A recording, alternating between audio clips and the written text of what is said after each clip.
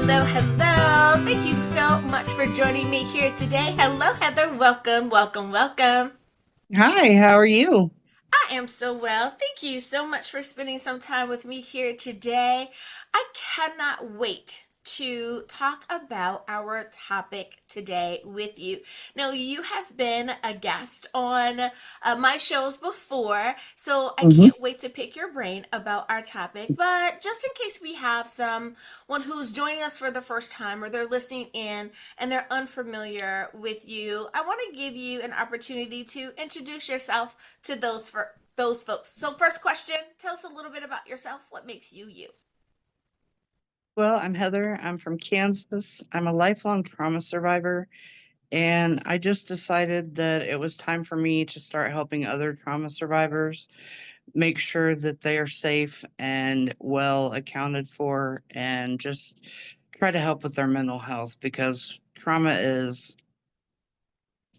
it's just so rampant in this country now. And so I've just made it my life's mission to make sure that anybody I come across that has trauma, that I treat them with the kindness and love that they deserve. So Absolutely, absolutely. And being a child trauma advocate is so important because, in my mind, anyone who is helping the little ones heal, even if you're an adult, helping that inner child in you get to a place where you understand what's going on in the world, and that it's okay if you're still dealing with that as an adult. So many times I think that adults think that they have to be okay simply because they've gotten older, but hmm they're still wounded and hurt, and it's okay to talk that out. That's why I'm so happy that you're here today. As we mentioned, the title is Mental Health Whole, Not Perfect. And so many times we're looking for that perfection, and we're human, so we're not going to be perfect. So let's try to be the best that we can be. So I love that, love that. Now, my first question to you is, and picking along that same vein of whole, not perfect, what does being whole actually look like in real life? Like for people who are trying to figure out, have they met that expectation yet? Have they achieved that goal? That means something different for everyone. What does living whole mean for you? Okay, first off, let me just say that I don't like that term being whole, simply because I don't feel like you can be whole. You spend all of your life giving pieces of yourself to other people and other things. Once you give those pieces away, they can never be regained. You may regain some of the things that you lost during those times, but you're never going to get it all back. So it's virtually impossible to be whole. So I just look at it as being living a fulfilled life, knowing that I have fulfilled my dreams of being kind to anyone who needed me to be kind to them, showing the love and compassion that they needed, and just being a good person all the way around. So I don't personally don't think that you can be whole. And I think that there's so much pressure for people to be whole that that's where the perfectionism kind of comes in, because you feel like you have to be perfect to be whole, and you're constantly searching for that wholeness that you're never going to find again. Yeah. So Yeah, that's I get how that. I live my life, is just living a fulfilled life, not trying to live a whole life. Yeah, you're really onto something there, and I'm sure there are other people who are nodding their heads as well. That's how I feel about the whole work-life balance thing. That the balance isn't always the right word. That I try to live in work-life harmony. That how can we, because some things need to be up, some things need to be turned down, some things are going to be first, and then they're going to fade to the back. That we just have to keep it in harmony as opposed to thinking of it only being in balance, because all things are not always equally across. So you're definitely onto something there. Along that same vein, let me ask you, when it comes to our professional walk, be it that we are talking about leadership, or we're caregivers, or we're simply in the position of always being the decision makers for our groups or our family, what are some ways that we can make sure that we are living the best that we can under along that same vein? Well, I think it's always good to have a support system to not necessarily vent to, but to talk with and to share ideas with and to get different perspectives.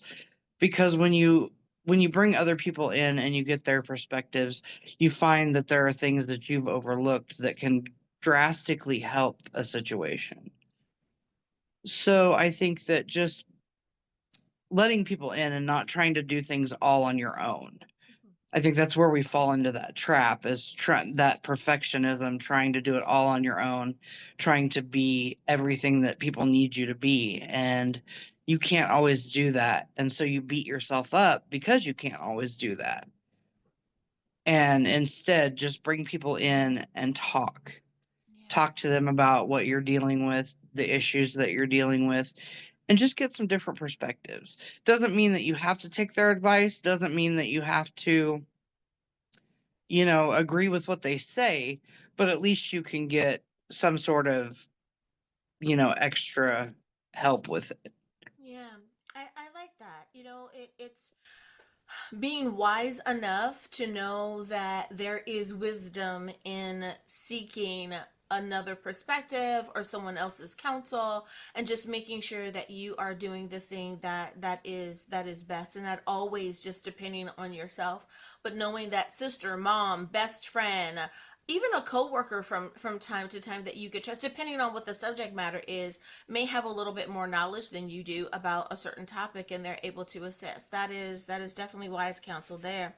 Now, along that line, and I love that you said that, that it takes, and I hate to say it because it's almost becoming so cliche, is that it takes a village, right, to do all of Hmm. the things that we try to do in our lives.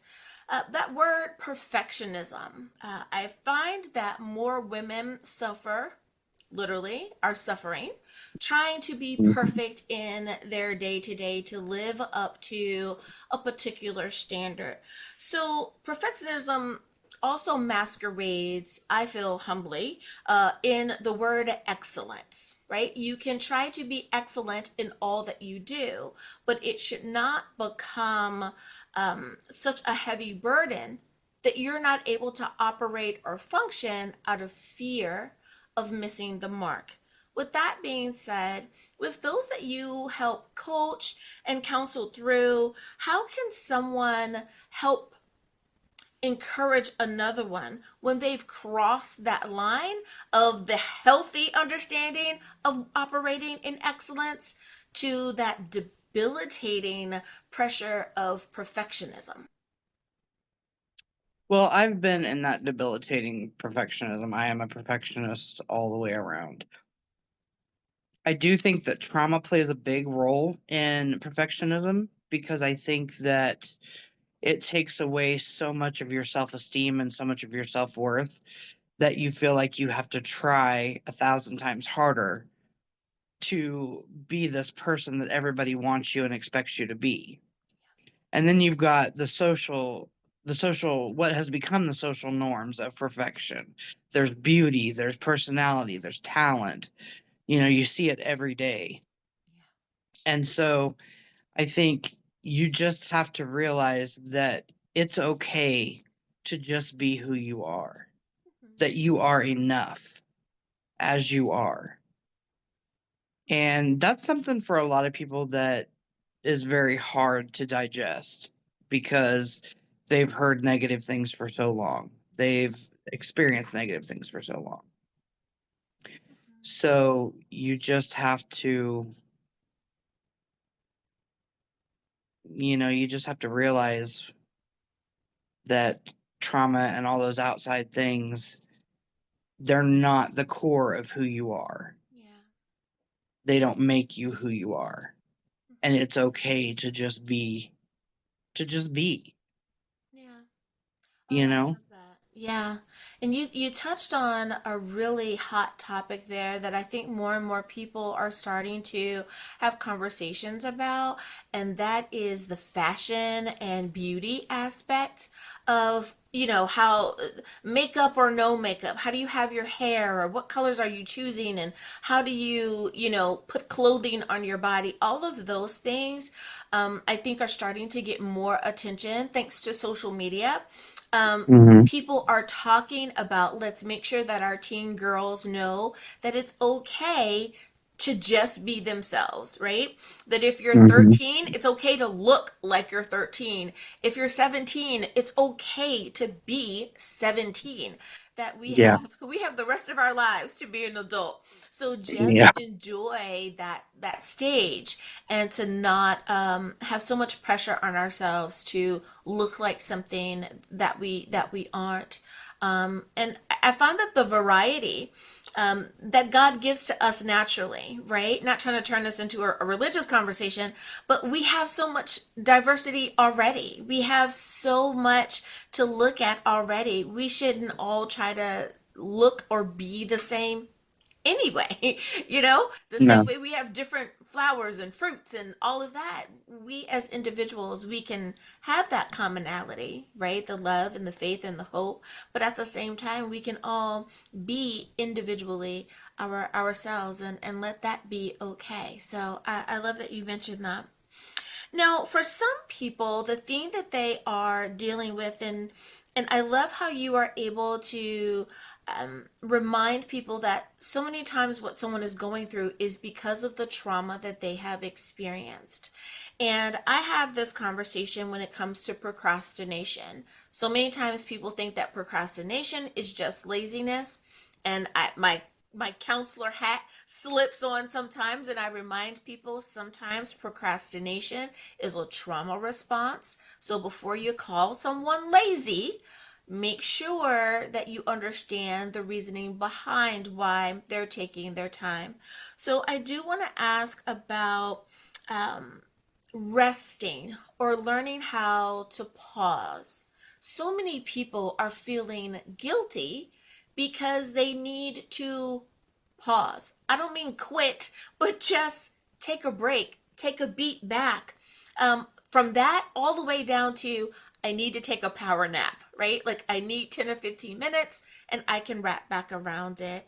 How do you help people understand that just because you're doing something, it doesn't mean that you are doing it at the best capacity? That sometimes a pause is needed. Well, doctors will tell you that it's better to eat like 6 small meals a day than 3 big ones. And it's kind of that way when you're talking about resting. So start out with 6 or even 3 10 to 15 minute breaks where you just sit and just decompress. Yeah. Kind of let your thoughts wander, let all those thoughts out, and then pick back up what you were doing. And then when it starts to get stressful and overwhelming and you feel like you're getting burnt out again, take another break. And this time, maybe eat something small to keep you, sustained. It's about finding a balance, but you've got to take those little breaks. And that doesn't mean that you're not doing anything. It just means that you're recharging. And that is doing something. You're Yes. recharging your body and your mind to complete the task at hand in the best possible way that you can. And that's never a bad thing. Never. Yeah. So don't look at it as, oh, I'm being lazy or I'm not doing anything. Just look at it as, I need this moment to recharge so I can be the best version of me that I can be. And so I can get this done the way I want it done, especially for people who are perfectionists. Yeah. Because when they get tired and they get burnt out, it's very hard to continue on with the perfectionism. And then that gets very stressful and it just causes a whole host of problems. So just take those breaks, take those little breaks and know that you are doing what you need to do in that moment. Absolutely. Oh, that was such good advice. As soon as you said that, I said, "Up, it's like charge it in your phone. Plug it in your phone. Your phone Hmm. is still available. It's still doing what it needs to do, but at that moment, what it needs to do is charge. So if we need to charge our phone, if our bodies need to have water, we need to eat. Like there are these things that we simply have to do. We have to remember that taking a pause is something that we need to do as well. It is not optional because I think people that have had to have medical services provided because they were totally and completely burned out. They've passed out from exhaustion, or they've had to take actually like a well day, a sick day instead of a well day. They'll tell you if you don't do it, your body's gonna do it for you. So do it Hmm. rather to do it on your own terms than to be sat down, right? So I love it. Yes. I love it.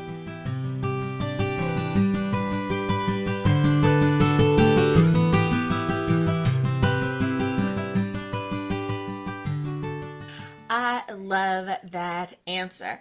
Well, along that same vein, so many times when we are talking about the things that go on in our lives emotionally, I think people forget that we can be physically tired, but we can also be emotionally tired. We have a tendency to not want to sit down when we're physically tired. We don't want to take a step away. We think that, oh, I'll just have one more cup of coffee and I'll be okay. But we also have to deal with those emotional things that are going on in our lives that may also cause us to need to take a pause. When you're talking about that and having honest conversations with those that are realizing that some of their emotional delays are in connection with the traumas that they've experienced, it's like it's starting to catch up to them and they're starting to feel more and more emotionally fatigued. How do you help them deal with that aspect as well? Well, your body's connected. All your body's connected to each other. And so if you're emotionally burnout, you're going to be physically burnout too. It just goes hand in hand. The same with physical. If you're physically burnout, you're going to be emotionally burnout because your body is going through so much stress that your mind can't really process how to deal with all of it. So I just encourage people to talk, to get those thoughts and those feelings out so they're not pent up and building up and causing that stress, that emotional and physical stress. Because those two combined together when they're not working is absolute torture. And for someone who's dealing with insomnia, not being able to eat, not being able to do the things that they need to do because they're just simply burnt out, you just have to talk about it and get those thoughts out. Even meditation, Yeah. practicing breathing, sitting in a quiet room and just letting, like I said, letting your thoughts kind of wander. I do that a lot. I have this little hamster in my brain that is constantly going. He never stops. And so there are times that I'll just sit there and just let my mind wander, and it'll go in about 1,000 different directions, but I get those thoughts out, enough of them out so that I'm not so emotionally compressed and my head's not ready to explode. So just you kind of got to give yourself time to let those thoughts wander. And it goes along with the recharging. You're recharging your batteries, you're recharging your system because you're letting that stuff go. Yeah, you are.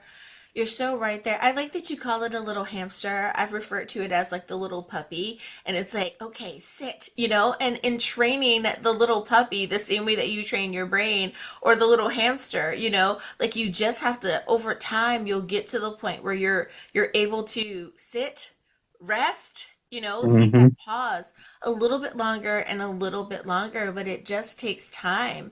And you have to be patient with yourself. And for so many folks, I think it's the permission to just be. And you said that in the beginning. Sometimes you just need to permission to just be. You don't have to be anything else other than just you in that moment and to allow your body that rest. I love that.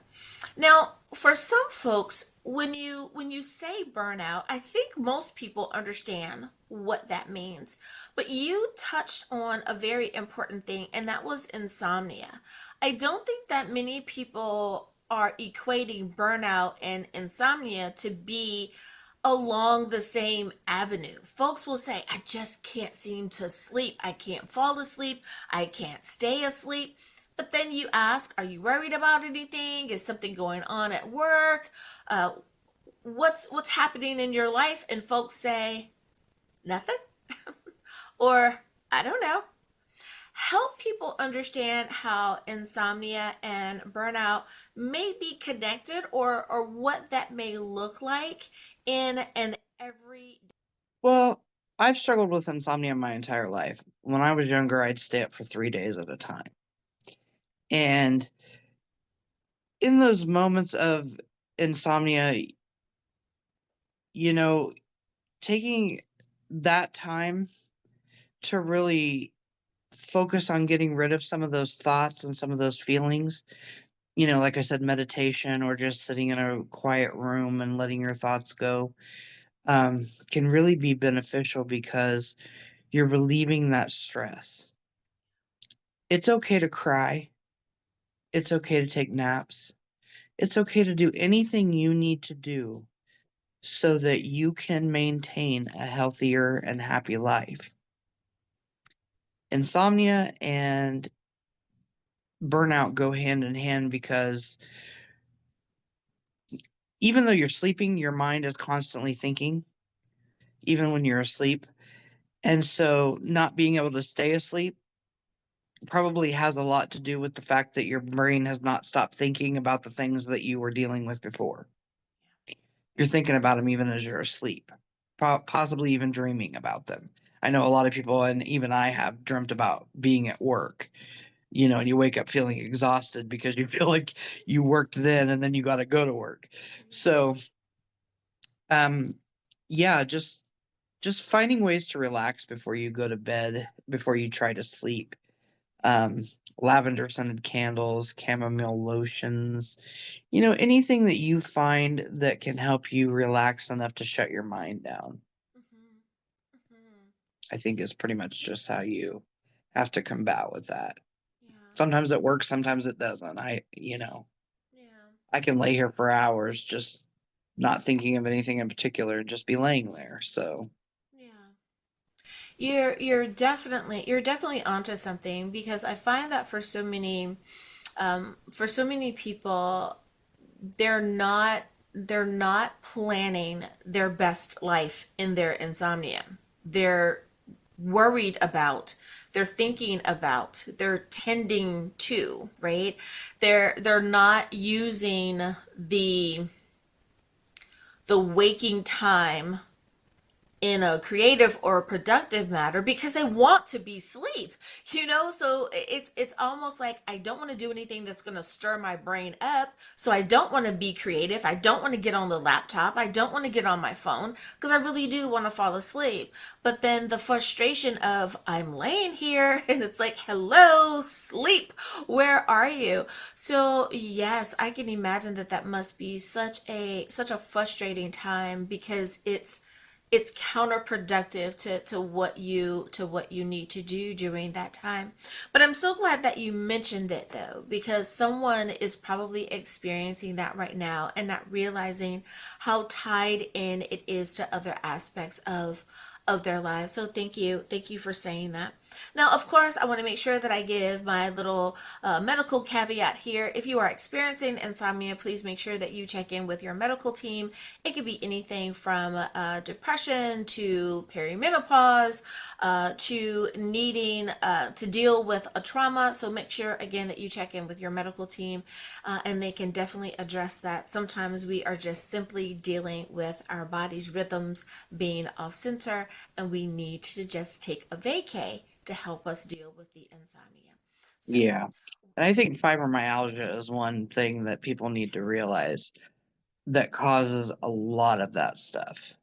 A yeah, lot of those symptoms can be caused by fibromyalgia, and people don't realize that. They don't yeah. realize just how many symptoms are tied in with that. And so it's imperative to go to your doctor and get checked because when you don't sleep, something happens in your brain and you can become literally kind of hysterical, Yeah, you know, to yeah. where you can't think, you can't process anything, So it is imperative to see your doctor and make sure that you get that checked out. Absolutely. And now I want to give some time to you as well because not only are you an advocate, but you are also an author. So, Heather, please tell us about your book. It's called I Promise It's Not Your Fault. And it's actually the story of all the traumas that I myself suffered up until the time I was 15. The main character is a boy because I wanted boys to understand that they too can suffer trauma and that it is okay to speak up and out when they have or know of someone who has. And the book basically just teaches kids that there are things that they can control, things that adults can control, and things that no one has control over. And that when they've been traumatized, there is nothing in that scenario or situation that was their fault, that they did not have control over it. You know, I wanted them to know that they are still loved, that they're cherished, and just that they have a friend, somebody that they could come and confide in if they needed to, that would never ever judge them or make them feel like they were invalidated in any way. And I also wanted them to know how imperative it is to watch out for the signs and the symptoms of trauma and what those things look like. So I went in, I discussed everything from divorce to human trafficking in my book and kind of went through the signs and symptoms of each of those, what those might look like. So I just tried to make it to where kids could understand that trauma is absolutely not their fault and that they are loved and that there's nothing wrong with them. Oh, that is so beautiful. What is the best way to get in contact with you? Right now, the best way to get in contact with me is through either my email, which is heathersells79 at gmail.com, or on Facebook under Heather Sells. And it'll say H.A. Mitchell in parentheses by my name so that you'll know it's me. And my bio also says that I'm the author of I Promise It's Not Your Fault. So just feel free to send me a message on either platform. And I'm more than willing to talk with you, to share my experiences with you, to listen to your experiences. And I'm looking forward to learning from anybody that wants to reach out and talk to me. Absolutely, absolutely. Well, Heather, thank you again for coming on, sharing your story, and encouraging